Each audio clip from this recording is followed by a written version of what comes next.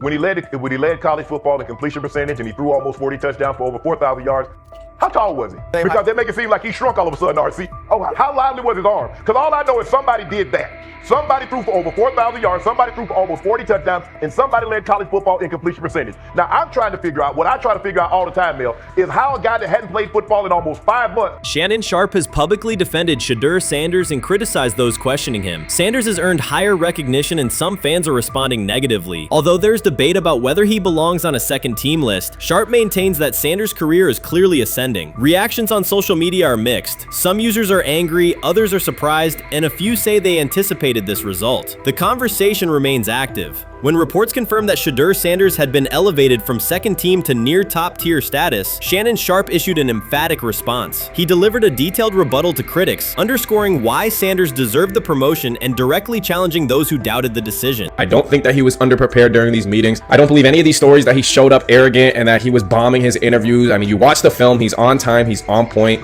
You watch his interviews, he answers like a 10-year NFL veteran. Like, he's clearly dominating OTAs. It's every single day there's a new report of how well he's doing for the Browns in OTAs. And I mean, you can say what you want, it's just OTAs. Okay, if that's your new narrative, then he's doing exactly what he needs to be doing. He's on point, he's on time, he's getting the respect of his teammates, and he's making plays. So we're gonna see years down the line, something's gonna come out that I don't know what exactly it was, but something will come out. Critics have been waiting for an opportunity to dismiss Sanders. They labeled him overrated, accused him of benefiting from nepotism, and claimed his profile came only from his last name and polished image. Within their own echo chamber, they cited every game in which he fell short of huge passing numbers as validation of their doubts. Since Sanders has begun receiving formal recognition, criticism has escalated. A wave of self-appointed analysts is dissecting his throwing mechanics and team role, and many online commentators now argue that his promotion reflects deeper problems within the sport. Shannon Sharpe rejected each criticism directed at Shedeur Sanders. During the broadcast, he turned a routine segment into a detailed examination, acting as presenter, interrogator, and fact-checker. Sharpe walked viewers through game film, season statistics, and scouting reports to show why Sanders merited his recent promotion. Whenever a panelist claimed Sanders had not earned the role, Sharpe countered with completion percentages, efficiency ratings under pressure, and documented late-game drives that changed outcomes. He stressed that the backlash was driven less by on-field evidence and more by reluctance to revise earlier opinions. Sharpe argued that critics were upset not because Sanders lacked qualifications, but because his progress contradicted their initial narrative. By the end of the discussion, Sharpe had moved past simple defense and reframed Sanders as a clear example of performance-based advancement, demonstrating that early predictions can be wrong. Never heard of no Dylan Gabriel or Tyler Shock. What the hell is that? So how is Shedeur Sanders going behind them? I'll tell you how. Collusion. 4 different times they passed on him. How the hell does that happen? 4 rounds. It doesn't happen to a quarterback. We've never seen anything like this before.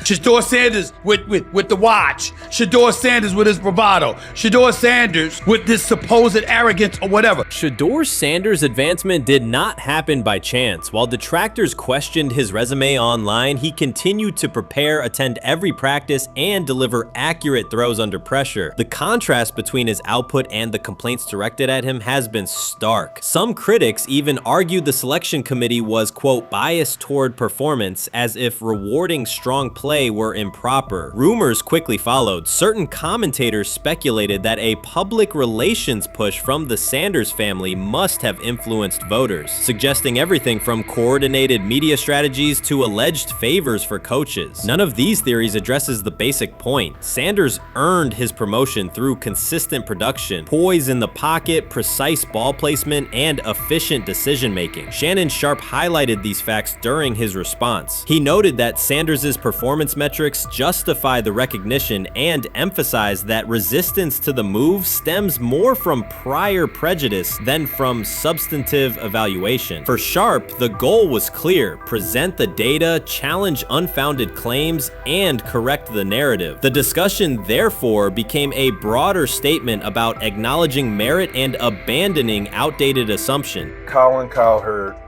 defend college basketball coaches who have gotten a DUI, come to their defense and say they didn't need to be fired, that they deserve a second chance.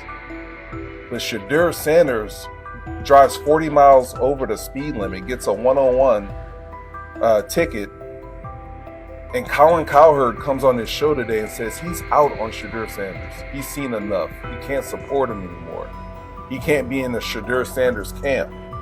because of their speeding ticket. Shannon Sharpe addressed commentators who portray constant doubt as expertise. Those who discount strong performances with "we'll see" but declare bust after a single mistake. He noted their belief that progress only counts if an athlete visibly struggles. Sharpe's response was methodical rather than emotional. He presented evidence, cited statistics, and calmly refuted each claim. Following his remarks, several critics began revising or deleting earlier posts, recasting themselves as longtime supporters of Shedeur Sanders despite having questioned him for months. Sharpe insists on accountability, naming specific individuals and dates while requesting public acknowledgement of prior errors. He argues that analysts cannot spend months undermining a player's potential and then quietly adopt a supportive stance once the athlete succeeds. These are serious, big-time, top-of-the-line playmakers that they have. If you can go 45-42 in the fourth quarter because your quarterback set the school record with 510 yards passing.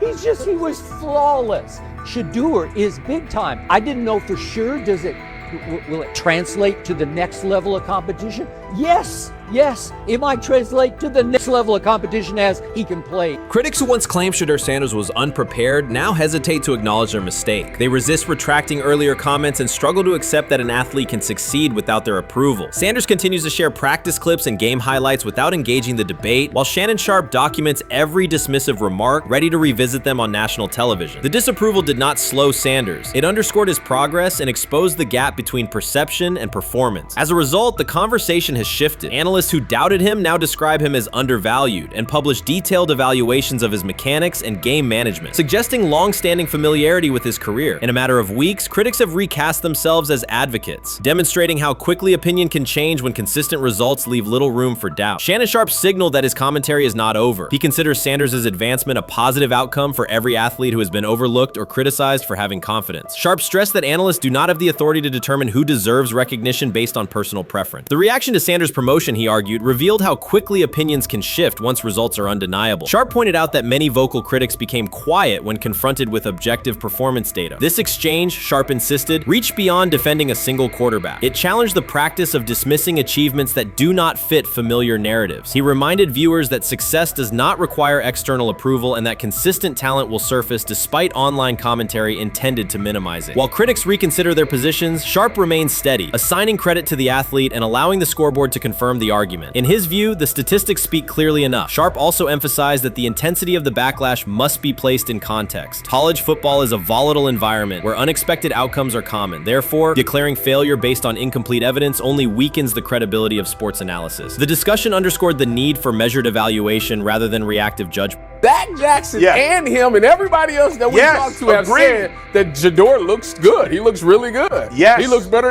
And we got Zach that say Dylan Gabriel ain't even an NFL quarterback. It's true. So how is it that this man can't get a rep with the ones, but that non-NFL quarterback can? We all what agree with sense that. does that make? Some observers now claim that recognizing Shedeur Sanders' strong performance undermines football's traditional standards, even though they previously argued he received coverage only because of his father. Faced with Sanders' current statistics, those critics are searching for explanations that fit their earlier narrative. The data have always been clear. Their earlier objections ignored that fact. Shannon Sharpe is openly highlighting this reversal, comparing past negative remarks with Sanders' recent 400-yard games to demonstrate the gap between criticism and evidence. Sharpe did not force these commentators to backtrack. He simply displayed their earlier claims alongside Sanders' results, allowing the contrast to speak for itself. Honestly, guys notice it more when you're out winning games, right? If Cleveland starts off in a bad start, they're not doing well, and all of a sudden Shedeur or Dylan Gabriel are doing well in 7-on-7. They're throwing dimes. In practice drills, the number one defense can't stop them. People take notice of that, and the more that the players see it, they're gonna then the comments start happening over the lunch table. They start happening throughout the building, and that's when the pressure really will get severe. The Cleveland Browns were focused on resolving their quarterback situation until Jason Kelce made pointed comments that triggered a strong reaction from ownership. The response inside the organization was immediate and intense. What exactly did Kelce say that has the dog pound on edge and the front office under pressure? We've seen that miserable game by the Cleveland Browns. So they throw Joe Flacco in there, and I like Joe Flacco. He did good, but they gave him the resource of all the first-team guys. Then they throw Dylan Gabriel in there with first teams and second teams. So Dylan always is getting protected. The same thing again, they gave this scrub max protection on every play. Yeah, he completed some passes, but let's talk about his mistakes. He's still inconsistent with his throws, but he at least had max protection. The Cleveland Browns continue to be defined by inconsistency and avoidable setbacks. Even as fans hoped the organization had turned a corner, Jason Kelce, fresh off retirement, offered a direct critique that reignited doubts about the team's direction. His remarks implied the franchise's structure and decision-making remain unstable and recent progress may not hold. The takeaway for leadership is straightforward. Identify core issues, align on a coherent plan, and execute with discipline. For supporters, it's another sign that the problems run deeper than a single season. They throw Shedeur Sanders in there with the lowest cab drivers you couldn't even get on 5th Street. And I'm pissed off, bro, because the play calling was abysmal. Look, even if you don't like Shedeur didn't even get a chance to be trash. Even if you think Shedeur is garbage, he didn't even get a chance to be garbage. That's how awful the offensive line was. Kevin Stefanski still doesn't want to give Shedeur second strings and first strings reps. Why is that? Browns ownership's response shifted from measured to urgent. The pattern is familiar in Cleveland. The team once treated Johnny Manziel as a franchise solution, retained Hugh Jackson for a second year despite results, and invested heavily in Deshaun Watson through a costly trade and contract. These decisions reflect aggressive but poorly aligned planning. The outcome has been continued instability instead of sustained progress. That this was the guy that they wanted to start. He's seasoned, he's experienced, he still has a big-time arm, even at his age, and they open with the Cincinnati Bengals. They wanted that experienced guy. He was always going to be the guy. They were not going to start Dylan Gabriel or Shedeur Sanders in week 1. Kenny Pickett had a hamstring injury. It makes it easy to go with Joe Flacco. And the question isn't and wasn't going to be who's the starter in Cleveland. The question is, who's going to be the backup in Cleveland? Who's going to be the number 2 quarterback when they open the season against these Bengals? Fans still show up season after season, expecting improvement and bracing for setbacks. The usual pattern has been early optimism followed by a gradual collapse. But last season was different. For a sustained stretch, the Browns looked organized and competitive, resembling a functioning team. Couple days, 3 days until roster cutdowns, how do you feel about that? Do you feel like you belong here on this team? Obviously, I think overall as a player, I feel like I put in the work. I feel like everything I do, I try to do it to my best, and that's all I ask for. So I feel like everybody feels like, they should be on the team, and if you ask anybody on the team, would they feel like they belong, in their own eyes. So I feel like I do, but I'm my own player, I think about myself in a high regard. The front office entered the offseason confident. Kevin Stefanski was being praised and the Dog Pound believed the team had made real progress. Then Jason Kelce delivered a pointed assessment that cut through the optimism. Fresh into retirement, the former Eagles All-Pro and Super Bowl champion said Cleveland still looks like a team patching over issues rather than building a durable contender. Kelce's view was direct. The Browns' structure is fragile, and the roster is too dependent on perfect health at quarterback. He argued the team is one injury away from losing continuity and sliding backward. Because Kelce has operated inside a stable, championship-level organization, his comments carried weight with players, media, and fans. The reaction was immediate. People took his critique seriously, not as outside noise, but as an informed evaluation of how a successful team should be built. Ownership also felt the impact. Jimmy Haslam's response shifted to urgency, a sign that leadership recognizes the stakes. The criticism arrives in the context of prior high-risk decisions, especially the fully guaranteed $230 million commitment tied to Deshaun Watson. Watson has missed time and shown inconsistency when available, and the contract has constrained flexibility. Kelce's remarks highlight why depth, alignment between the front office and coaching staff, and a clear contingency plan at quarterback are non-negotiable. The takeaway is straightforward. Cleveland must convert last season's progress into a stable framework, protect the quarterback, deepen critical positions, and establish a plan that survives injuries and short-term setbacks. Without that, the games that fueled optimism will remain temporary. If you're a betting man, who do you think starts for the Browns at quarterback? Okay, this is the situation. Kenny Pickett, they actually traded for him. Joe Flacco, no one's bringing Joe Flacco in the building thinking Joe Flacco's going to be the starter. If Joe Flacco is your starter, you got a problem. You have a huge problem. And if they were saying Shedeur was the starter as the 5th rounder, you got a real problem too, because he passed over all these guys in these reps in the offseason in shorts, in bikini shorts, Speedos and stuff.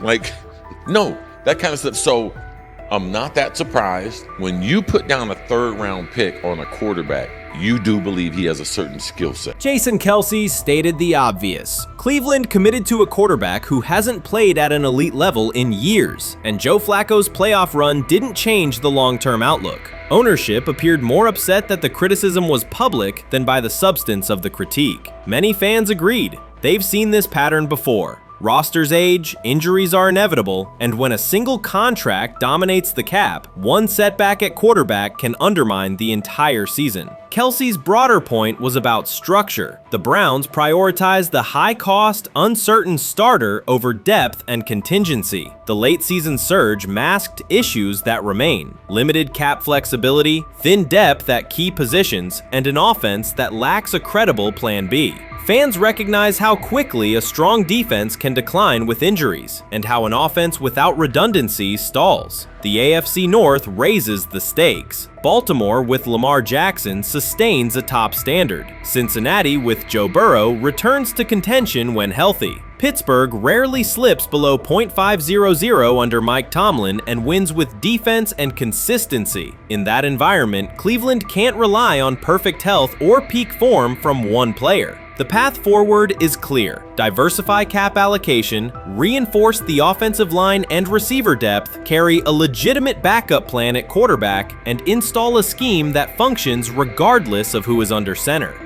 Given what we saw yesterday with Shedeur Sanders, somebody on the Cleveland Browns is 100% getting fired, probably by the end of this year.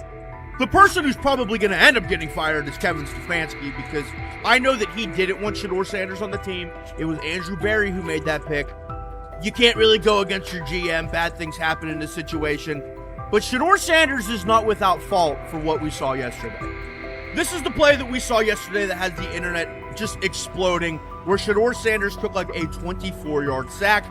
Half of the internet is saying that this is all Kevin Stefanski's fault. Cleveland showed progress last season, but the underlying concerns remain. Jason Kelce highlighted them directly. The Browns' long-term plan is fragile, cap-constrained, and overly dependent on perfect health at quarterback. His comments focused attention on structural issues, roster depth, continuity in coaching, and a sustainable offensive approach, rather than a single hot streak. That criticism resonated because it reflected what many around the league already see. Ownership's reaction underscored the sensitivity. Jimmy Haslam has presided over frequent coaching and quarterback changes, and external scrutiny carries weight when it comes from a respected veteran with championship experience. Kelce's remarks reinforce that last year's Joe Flacco stretch was a short-term solution, not a foundation. The team still needs a durable plan that can withstand injuries and inconsistency. The practical takeaway is clear: stabilize the system, diversify cap usage, and build depth at key positions so the offense functions regardless of who is under center. That includes a coherent development pathway for younger talent such as Shedeur Sanders, with defined practice reps, protection, and scheme alignment. Kelce didn't say anything outrageous. He articulated the gap between a brief surge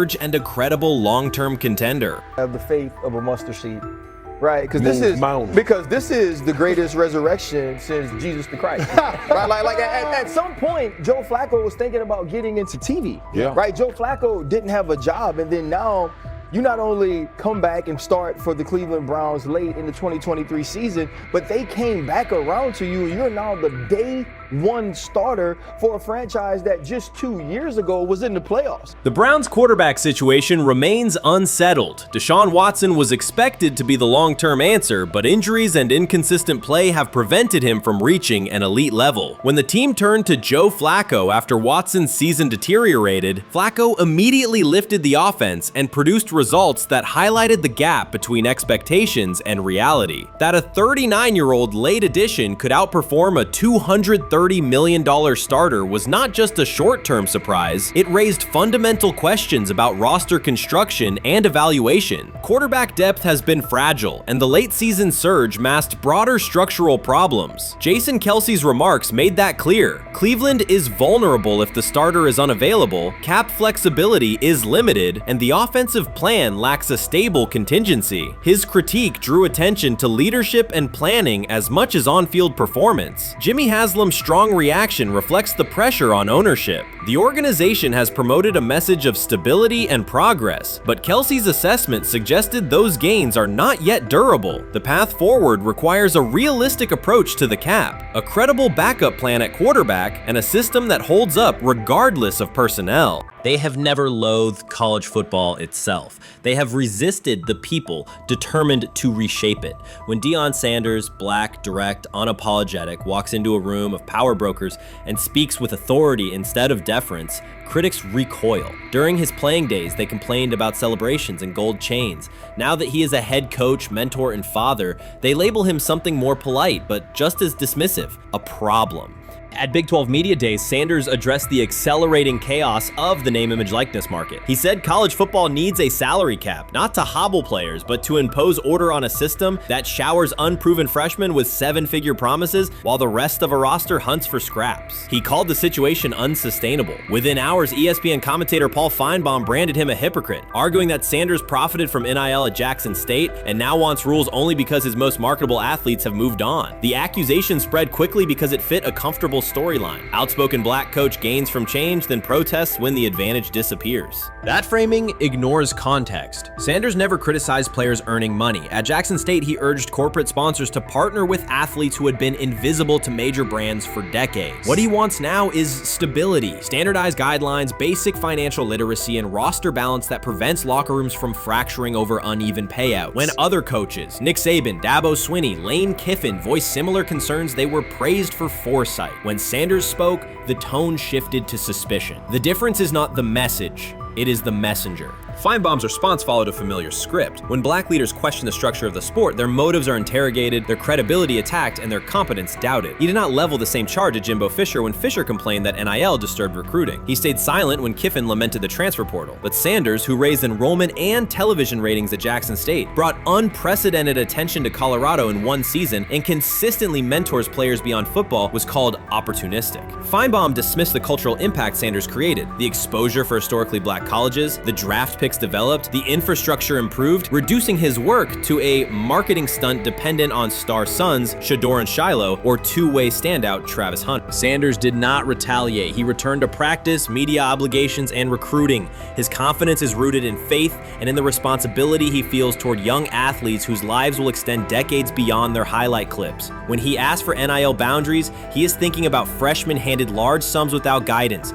families unprepared for sudden wealth, and programs that abandon kids once production stalls. He has watched that cycle from the inside. He wants protections, not restrictions. Critics predicted Colorado would fade once Shedeur and Hunter leave. Instead, Sanders signed blue-chip quarterback G.J. Lewis and a wave of transfers eager to join a program that values personal growth as much as on-field wins. Recruits see a coach who challenges the status quo, who places black culture at the program's center without apology, and who will remain visible when social media buzz cools. They recognize that Sanders does not chase attention. Attention follows his results. Media outlets reduced the upcoming Buffaloes season to a win total prop. 6 victories, give or take. Sanders is playing a longer game. He wants to show young athletes, especially black athletes, that they can lead authentically, speak with conviction, and refuse to shrink for access. Success measured only by the scoreboard misses the point. If Sanders builds men who graduate with financial literacy, self-confidence, and community awareness, he will consider the mission successful,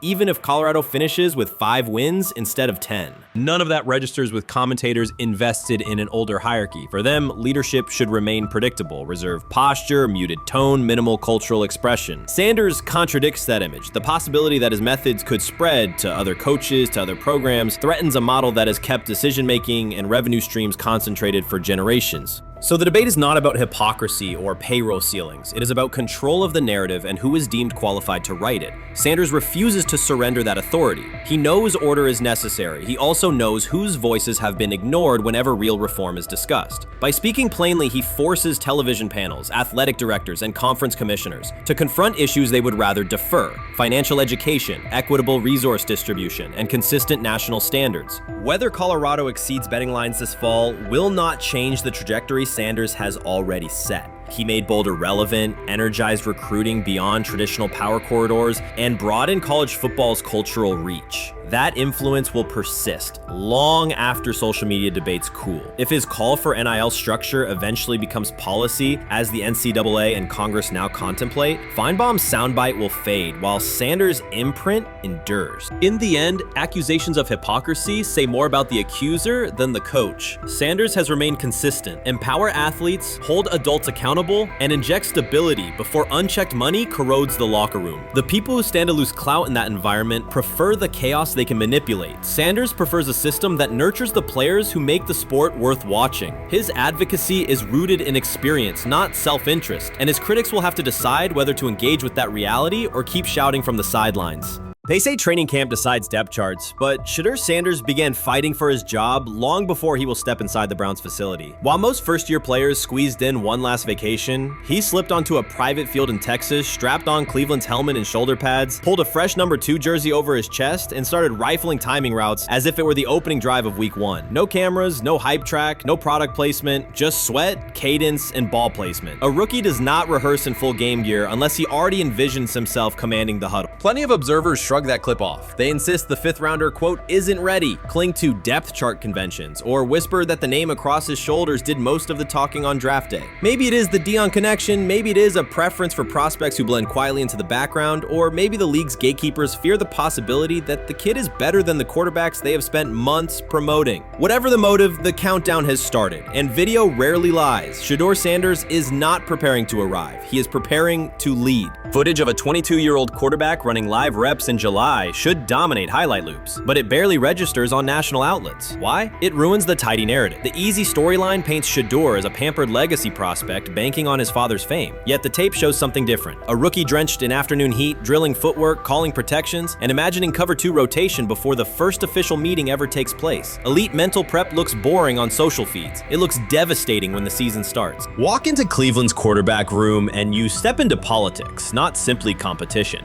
Joe Flacco, a Super Bowl MVP in decline, carries institutional trust. Kenny Pickett, rescued from Pittsburgh's reset, carries hometown intrigue. Dillon Gabriel, the 3rd-round system fit, carries draft capital the staff must justify. And then there's Shedeur, the lightning rod whose presence alone spotlights every bias in the evaluation process. Coaches frame it neatly. Rookies must wait their turn. The truth is less polite. Practice snaps are currency. Perception is elastic, and early allocations already favor Pickett and Flacco. It is the oldest playbook in the league. Lock vets into the headline roles before pads even crack. Then let repetition shape reality.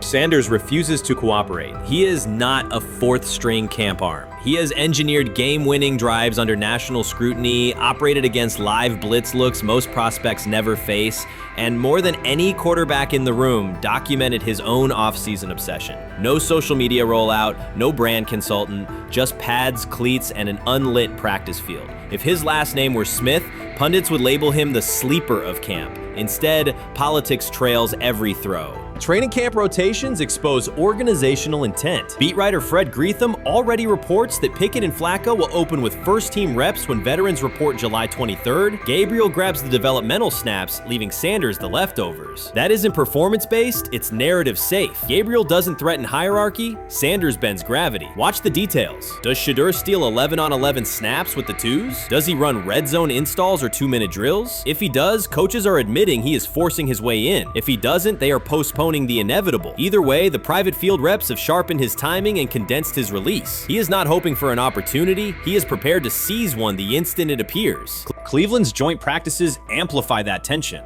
First come live periods against the Panthers, then sessions with the champion Eagles. Those reps belong to the starters, so Flacco and Pickett will absorb most of Carolina's disguised pressure and Philadelphia's exotic fronts. Sanders' proving ground will be the preseason opener on August 8th. Under the stadium lights, he will get entire series, real reads, pockets collapsing for real. If his command mirrors the footage from Texas, coaches will have to answer why he never saw earlier work. Reps are scarce. 10 padded practices separate veteran arrival from game 1. Even an even split, something that never happens, would hardly suffice. Instead, the staff will funnel snaps toward the comfortable choices. That strategy can bury a rookie, but it can also spark an eruption when limited opportunities turn into highlight drives. One flawless touchdown march in the second half of a preseason game, and the dog pound will chant his name. Then the staff's narrative control evaporates. Criticism of Sanders has never matched the scrutiny applied to his peers. Analysts nitpick a ball pat, a foot angle, a pump fake, Pickett's inconsistency, Flacco's diminishing velocity, Gabriel's college system crutches. Discuss politely, if at all. With Shedeur, the critiques arrive as coded doubts. Does he rely on the family brand? Is he coachable? Can he stay humble? That double standard is as old as the league's resistance to outspoken black quarterbacks. Add Deion's unapologetic persona, and each Sanders rep becomes a referendum on establishment comfort levels. Shedeur answers not with rebuttals, but with work. Work captured in silent footage more deafening than any debate show monologue. Quarterback drama masks broader roster cracks. The Browns receiver group is crowded yet unproven. The safety room failed to create turnovers a year ago. Interior defensive linemen are still rehabbing, and the offensive line must retool on the fly. Which quarterback can navigate that turbulence? Flacco's pocket mobility is limited. Pickett's confidence remains fragile. Gabriel is months away from processing NFL disguises. Sanders, forged by perpetual doubt, offers poise under chaos and meticulous preparation, a combination this franchise has lacked since, well, almost forever. Forget politics, depth chart etiquette, and recycled sound bites about developmental timelines. The only metric that counts now is who did the work. Sanders pounding through full gear scripts in late June is not vanity, it's vision. While the league sleeps, he refines his drop steps. While media speculate, he rehearses third down checks. He has already decided what he is. The organization must decide if it can recognize it in time. The preseason will provide the answer. Live bullets, real blitzes, stadium noise. When those throws leave his hand under pressure, no one will discuss ball pats or surnames. They will ask how a quarterback this prepared slipped to round 5. And if the performance matches the preparation, excuses about lack of reps will dissolve. It will be production against perception, and Shedeur Sanders has been producing where no one could see. Ready is the wrong word. He has been ready. Rich Eisen addressed the armchair analysts and online critics head on. Shedeur Sanders just received his opportunity, and the backlash arrived immediately. Eisen responded with a clear point-by-point case explaining why the criticism misses the mark. If you thought Shedeur's rise was rapid, Eisen's analysis puts it in proper context. Here's what he laid out on air. Already speaking in Cleveland high schools. Weekend after, flying out immediately to get to work. But his character's terrible, right? You know, and listen, oh, he interviewed bad, you know. According to who? The New York Giants? No offense, Bert. The same New York Giants that gave Daniel Jones a huge contract and let Saquon Barkley out the door. That's the intel we're trusting here? That was for him to celebrate. He just made, I mean, look, he put in work in college. He had the privilege of being coached by his father. Which we all would love and choose. Turned around not one, but 2 programs in college football.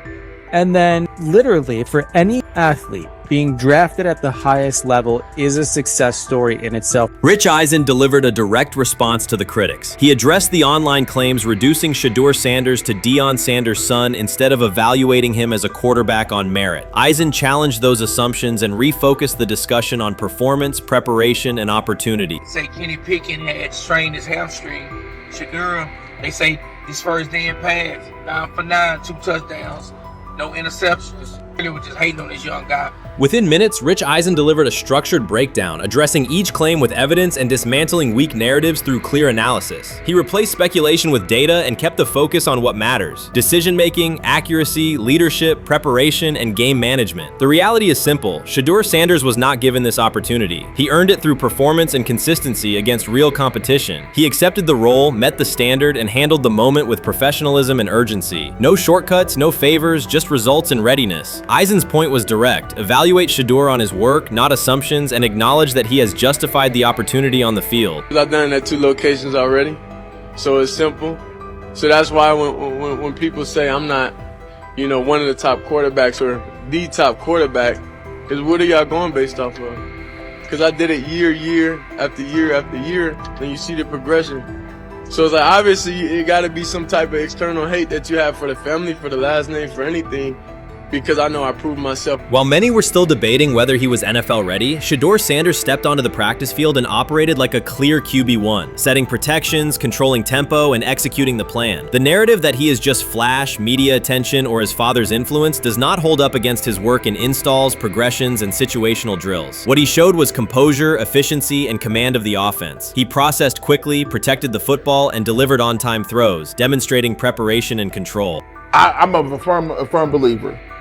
If I wanted Shedeur Sanders at 2, at worst at 33, of course I already think that he's better than other quarterbacks. Because that's the type of talent, that's where I would have picked him at. And if he was at 2 or 33, and he still had this same exact skill set, we would be talking about him starting and playing. Right. Well, there'd only be 3 quarterbacks. It'll be 3 quarterbacks, not 4. Not 4, yeah. But since he moved to the 5th round, that's cool. They might have to go along with it. But to me, I think if you ask who got the best tools, I'm going with Shedeur Sanders. From the first day of camp, he was not there to get by. He arrived to lead. There was no hesitation in installs, no lapses in fundamentals, just precise timing, clean footwork, and consistent velocity to every level of the field. He managed protections, controlled cadence, and delivered in situational work, showing command rather than learning on the fly. The approach was efficient and disciplined, with attention to detail and progressions and ball placement that reflected preparation, not improvisation. At the same time, Rich Eisen addressed the narrative directly and backed it with evidence. He laid out clips, context, and performance markers to cut through speculation. Eisen emphasized that Shedeur Sanders did not step into this moment because of publicity. He built toward it through sustained work, resilience, and results. The background, media readiness, high football IQ, and a professional approach was developed over years, not days, and it translated to immediate operational control of the offense. The resistance came from familiar places. Some in the traditional guard still framed mobile quarterbacks as limited and expected the nepotism label to define him. That view did not hold up against what was on the field. Composure under pressure, secure decision-making, accurate throws into tight windows, and consistent execution in red zone and 2-minute sequences. Eisen's point was clear. Evaluate Shedeur Sanders on performance and readiness. The evidence shows he earned the opportunity and is meeting the standard with accountability and consistency. Yeah, teams didn't draft him because they didn't think he was first-round talent. And the quote we played and that's on the screen, I think is flatly wrong. We all know this shouldn't have happened. Yes, it should have. It should have happened because this wasn't. Now, again, teams can be wrong. The league as a whole can be wrong.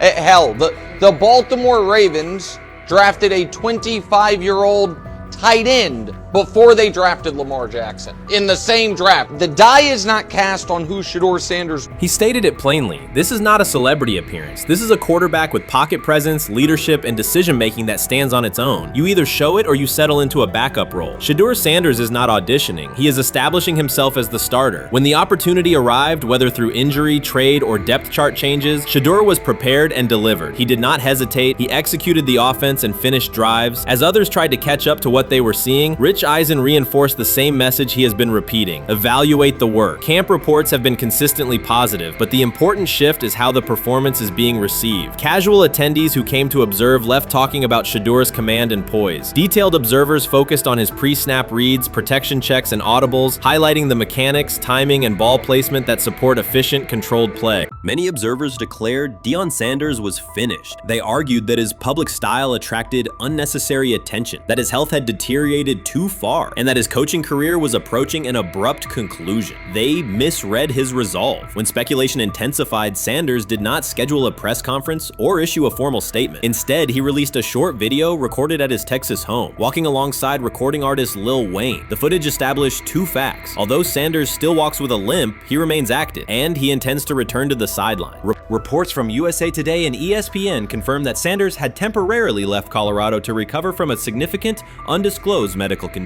He lost 14 pounds and missed several summer practices, leading to widespread debate about his future. Unofficial sources suggested complications related to previous blood clot issues, but no official diagnosis was provided. Throughout Sanders' absence, numerous media outlets framed his situation in crisis language, frequently questioning whether he would coach again. By comparison, when coaches such as Lincoln Riley paused their duties for health or family reasons, coverage emphasized understanding and patience, an imbalance that reflects a common difference in how high-profile black coaches are treated. Sanders' silence was not a retreat, it was a period of recovery. During rehabilitation, he relied on family, faith, and trusted colleagues, yet stayed connected to his program through brief online updates. The video with Lil Wayne demonstrated that he retained strong support from influential friends, countering narratives that portrayed him as isolated or on the verge of retirement. The visual evidence showed that his setback is temporary, and that he remains determined to lead Colorado into the forthcoming season. Since accepting the Colorado position, Sanders has dramatically elevated the program's national standing. He first drew national attention to Jackson State and the broader HBCU football landscape, then moved to Boulder and transformed a one-win team into a central storyline in college athletics. His approach, combining hip-hop culture, direct communication, and open expressions of faith, has challenged conventional expectations for head coach behavior. Each step forward has been met with heightened scrutiny. His time at Jackson State was labeled a publicity stunt, his departure for Colorado was framed as abandoning HBCU culture, and his social media presence has been cast as distraction from traditional coaching responsibility. Critics often magnify Sanders' missteps and question his motives, while comparable actions by other coaches receive neutral or sympathetic coverage. Showings of enthusiasm from Brett Favre and disciplinary intensity from Nick Saban are celebrated as competitive passion, yet Sanders' displays of confidence are frequently labeled arrogance. The discrepancy illustrates deeper biases rather than differences in performance. Sanders' success challenges entrenched expectations of how a college football leader should look, speak, and act, especially a black coach who refuses to downplay his identity.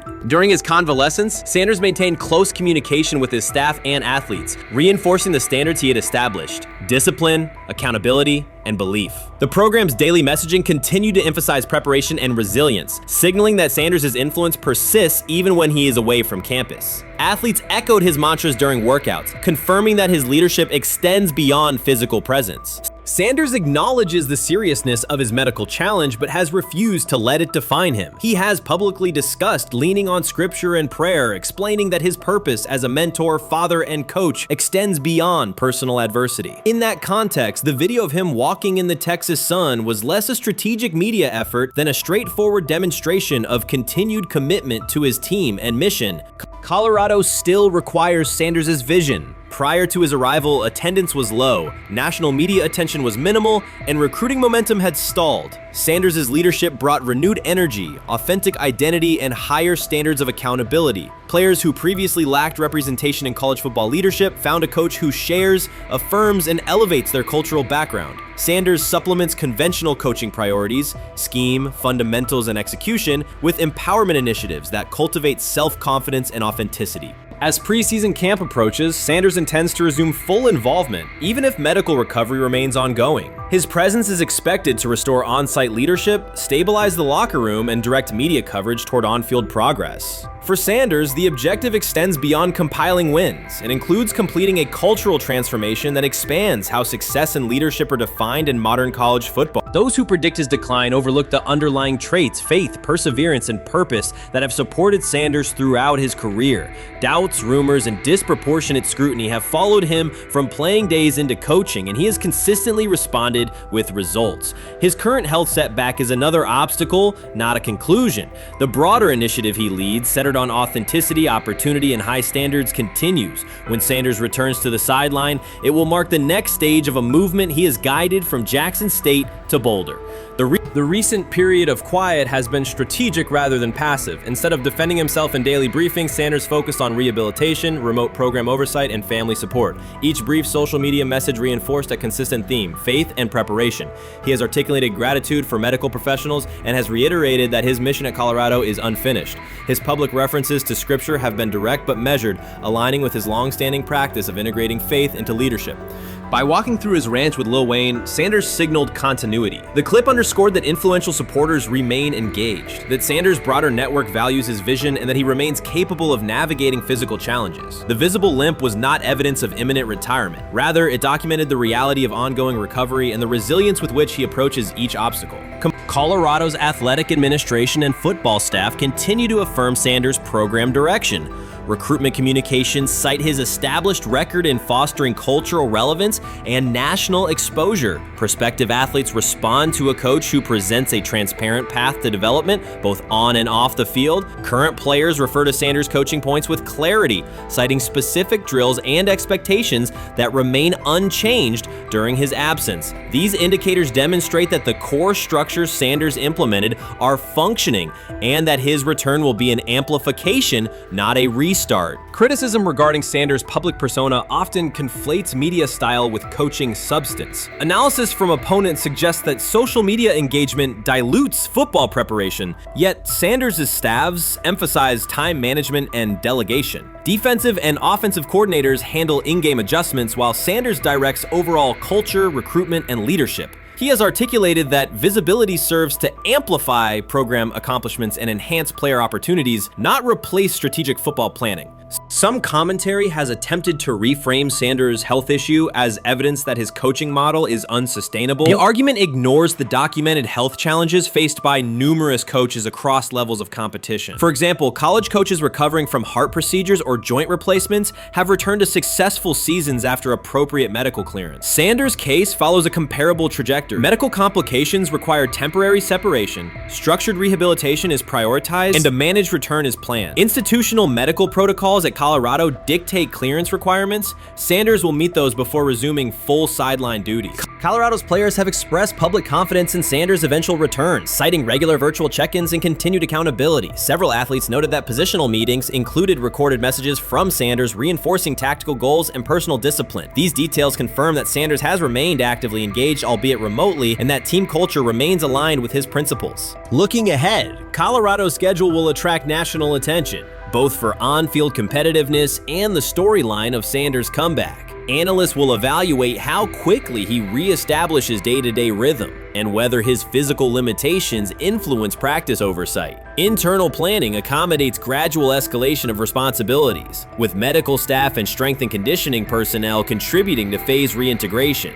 The broader significance of Sanders' return extends beyond Colorado. His visibility continues to challenge prevailing narratives about leadership styles and pathways in college athletics. By prioritizing authenticity, open articulation of faith, and cultural expression, Sanders offers a contrasting template to more conventional models. His eventual recovery and sideline presence will reinforce the argument that diverse leadership profiles can succeed in elite collegiate competition. In summary, rumors of Deion Sanders' coaching demise were premature. Verified reports confirm a substantial but temporary medical setback. He used the time away to focus on health, sustain program engagement, and rely on a support system anchored in family, friends, and faith. His recent public appearance demonstrated active recovery and reaffirmed his intention to resume leadership in Boulder. The forthcoming season will test Colorado on the field, but it will also underscore the durability of Sanders' vision, one that combines competitive ambition with cultural resonance. Observers who continue to question his longevity overlook the resilience and purpose that have defined his career. Sanders' return is imminent, and the movement he leads remains intact. While much of the NFL community attended the ESPYs in Los Angeles, Shedeur Sanders spent the day in Cleveland with families recovering from a residential explosion. He did not seek cameras or a red carpet appearance. He chose to be present in a neighborhood working through loss. Weeks earlier, an explosion at the Rainbow Terrace Apartments in the Garden Valley neighborhood displaced more than 100 residents. Local officials reported that 42 families were left without housing. A father suffered burns over most of his body and remained in a coma. His two young children were hospitalized in critical condition. The damage extended beyond structures. Families lost possessions, stability, and routine. Cleveland City Council member Richard A. Starr described the moment as a family fighting for its future. Outside of local reporting, national attention was limited. Sanders decided to go to the site, meet residents, and help organize a day focused on relief and connection.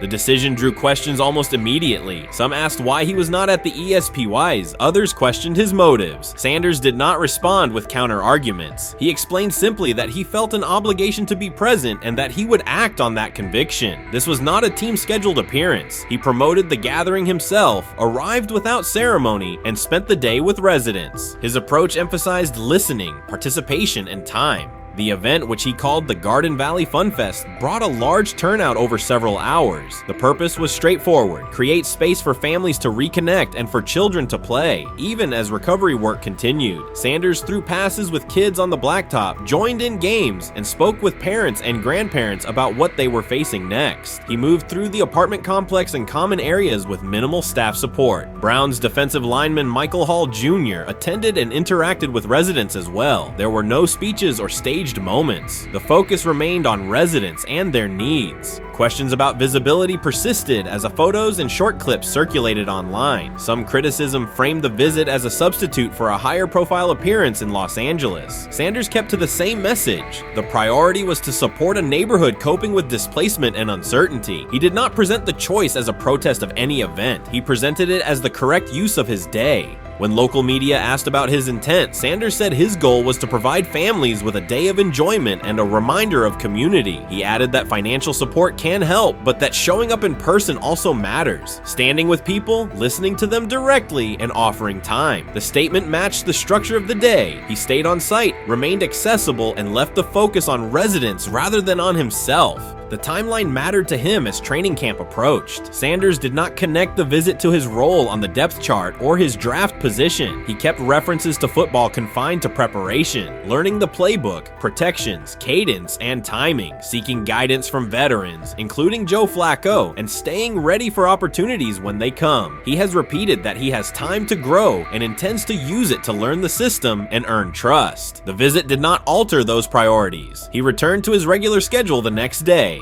Since arriving in Cleveland, Sanders has treated community work as part of his responsibilities. Before his jersey went on sale, he visited schools, including John Marshall High School, speaking with students about goals, accountability, and effort. He set public objectives confidently, such as long-term aspirations for the franchise, but paired them with routine work in the building, meetings install, film, and on-field reps. The day at Rainbow Terrace fit that pattern. Identify a need, show up, contribute, and avoid unnecessary attention. For residents, the FunFest provided a brief reprieve from ongoing challenges: housing transitions, school logistics, medical appointments, and the paperwork that follows an emergency. For teammates and staff who observed, it was an example of a rookie investing time locally without seeking a headline. For Sanders, it reinforced how he plans to operate in Cleveland: be consistent, be present, and let actions speak. The setting at Rainbow Terrace underscored the scale of recovery ahead. Families described the first weeks after the explosion: nights in temporary housing, efforts to replace clothing and essentials, coordination with agencies and community groups. Sanders moved from group to group, speaking with parents about their immediate needs, greeting elders who came to watch the activities, and encouraging kids who wanted to throw a football, run races, or take a photo. He kept the schedule flexible so residents could arrive and leave as they were able. Community partners and volunteers handled tables for supplies, simple games, and refreshments. There were no sponsor banners or organizational pitches. Residents organized as they usually do, checking on neighbors, guiding children, and sharing updates. Sanders' role was clear: participate, make time, and listen. The presence of a recognizable player brought energy, but the purpose remained practical: create a normal afternoon in a place that had not felt normal since the blast. Online reaction covered the full range of opinion. Some posts praised the decision and the event's tone. Others questioned why a rookie would skip a high visibility awards show.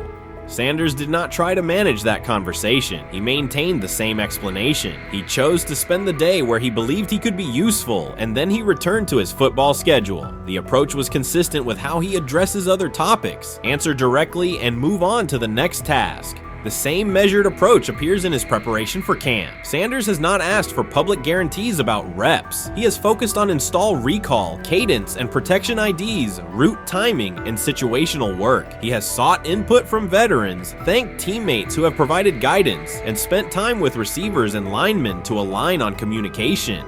Coaches have emphasized that the quarterback competition is a process, and Sanders has accepted that framework. His emphasis remains on readiness. None of this overshadows the experience and resumes of other players on the roster. It does provide a clearer picture of how Sanders operates as a professional. He separates off-field actions from promotional efforts. He keeps football preparation focused on what he can control. He communicates with teammates across position groups so that timing and expectations are shared. He does not try to steer attention in his favor. He tries to make steady progress. The day in Garden Valley was one example. He arrived without a speech, stayed for hours, and left without an announcement. He did not ask for recognition, he offered time. Residents responded in kind, kids lined up for catches and races. Parents and grandparents asked about camp and wished him well, and neighbors coordinated rides and schedules around the event. The atmosphere felt like a neighborhood gathering, not a media production. Local leaders who were present or who spoke later emphasized that recovery will take months. Families will continue to navigate housing, healthcare, and daily logistics. Events like the Fun Fest do not resolve those issues, but they help sustain community connections and morale. Sanders' contribution was to create a space for that to happen and to treat the day with the same seriousness he applies to practice, plan, execute, and keep the focus where it belongs. As the preseason approaches, Sanders will continue to compete for opportunities on the field. He has said he will be prepared when called upon, and that he understands the importance of mastering details before focusing on outcomes. The organization will make decisions based on evaluation, and he will accept the results while continuing to improve.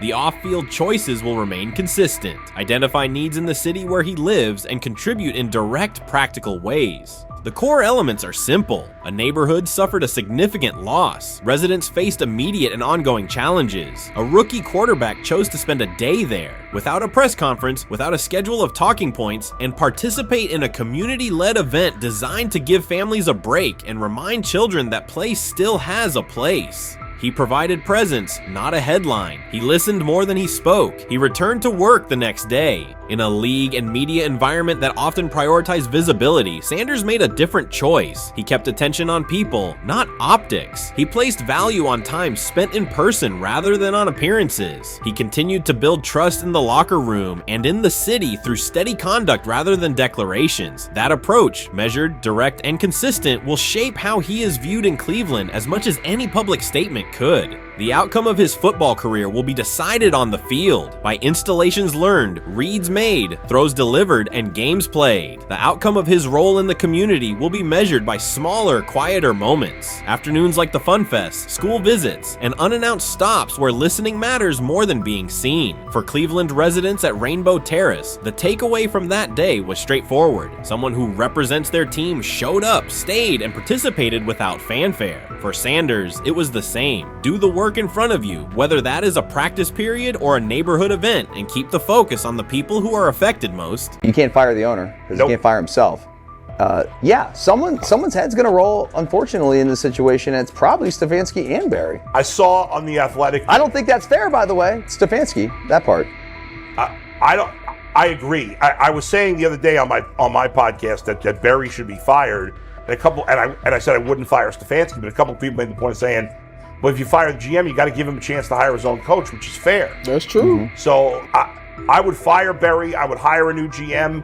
If that GM thinks Kevin Stefanski's a good coach, wants to stick with him. The situation in Cleveland has escalated with the NFL. Sources indicate GM Andrew Barry is prepared to move on from head coach Kevin Stefanski if he refuses to elevate Shedeur Sanders. The Browns are weighing a major quarterback change. Leadership appears to be aligning behind Sanders and pushing for immediate action. This is a high-stakes decision about control and the team's direction. I think it's unfair for me to comment in I guess, maybe on behalf of the industry. All I can say is this, the time that we spent with Shedeur, and what he's done throughout his college career is impressive. He's an impressive young man.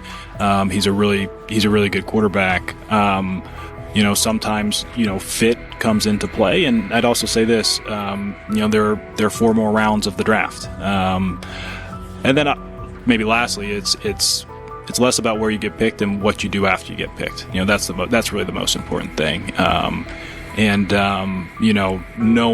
to know him over the course of the spring, he has a ton of resolve. Andrew Barry appears to be at a breaking point. Pressure from fans and within the organization to play Shedeur Sanders is intensifying. Barry is pushing for a move towards Sanders, while head coach Kevin Stefanski remains cautious about altering the depth chart. The divide is clear. One side wants acceleration, the other a measured rollout. The organization is under heavy scrutiny, and the focus has shifted to when, not if, Sanders sees the field. Has the 4th highest odds of any head coach this season to be fired. He's clearly on the hot seat. It's been a discussion for really a couple years now, dating back to last season's 3-win season.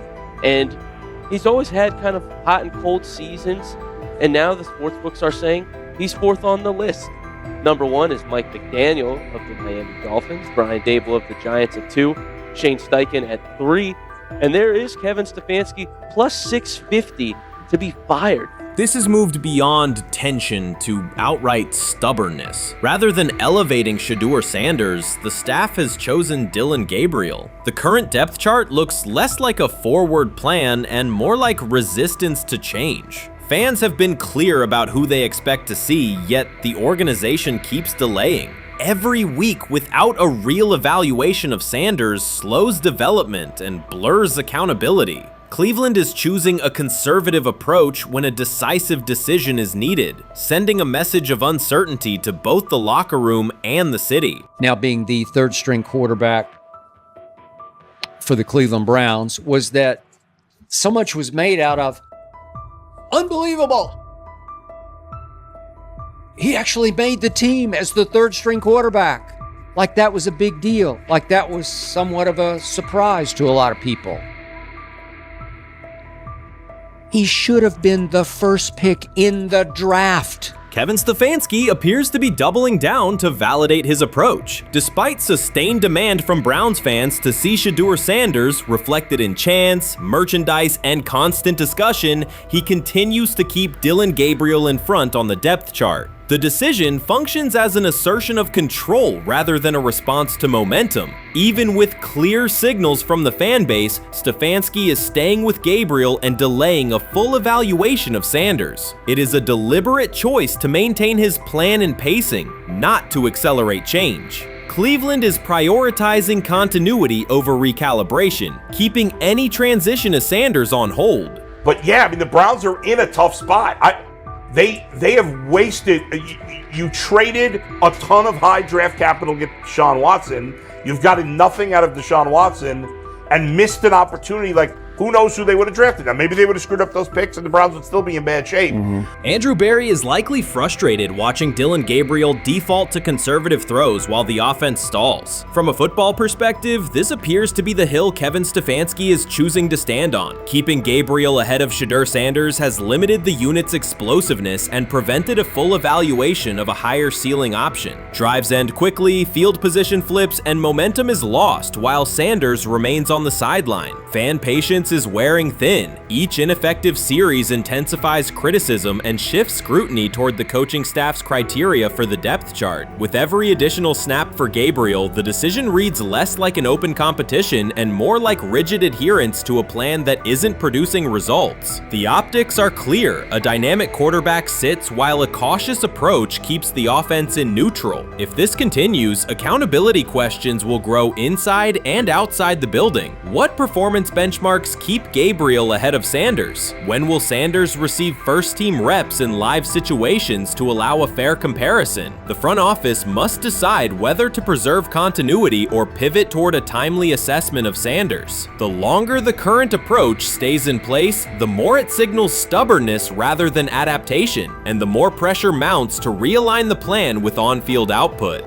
I honestly see it happening if the Browns lose a bunch of games. Like if they get 5 wins or less, I see the report coming out now that Stefanski will be fired. I don't want it to happen. I want the Browns to be good, win a bunch of games. I think that they're going to be a team that is slept on and can at least get 7 wins, which is why if they don't, I see Stefanski getting all the blame for that, and there'll be a new coach in Cleveland. Because their players, to me, are there once again. We've talked about the incredible rookie class. The approach in Cleveland lacks consistency. One week, Andrew Berry signals he wants Shedeur Sanders on the field. The next, Dillon Gabriel gets the reps and the plan stays conservative. Through it all, Kevin Stefanski shows limited urgency despite pressure on his job security. Fans are asking for an offense that can push the ball, change field position, and produce points. Instead, the unit leans on short throws and cautious sequencing. Gabriel's play keeps the ceiling low and momentum static, while a full evaluation of Sanders is postponed. The result is growing frustration and a clear disconnect between the front office, coaching staff, and expectations in the stadium. The NFL tried to teach him and his father a lesson. You don't act like that. You don't talk like that before a draft. We'll show you how our game is played. We will watch you plummet all the way. I think